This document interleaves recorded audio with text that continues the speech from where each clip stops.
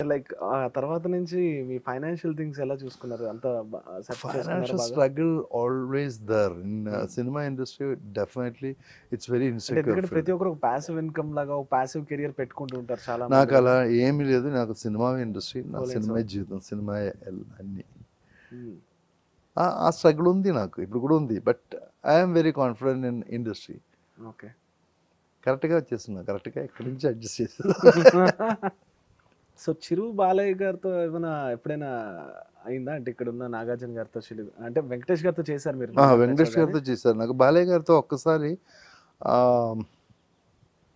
ఒక ఒక పిక్చర్ చేయడానికి ఒక అవకాశం వచ్చింది. బట్ అది మిస్ అయింది. ఏదో షెడ్యూల్ గ్యాప్ వచ్చి బయోపిక్ చేశారు కదా ఏంటి. ఎన్టీఆర్ ఆ, అది మహానాయకుడు, ఆ, కథానాయకుడు. ఆ, ఓకే. దాంట్లో ఏదో ఒక క్యారెక్టర్ చేయడానికి నన్ను పిలిచి మేకప్ టెస్ట్ చేసిన తర్వాత వాళ్ళు షెడ్యూల్ బ్రేక్ అయింది.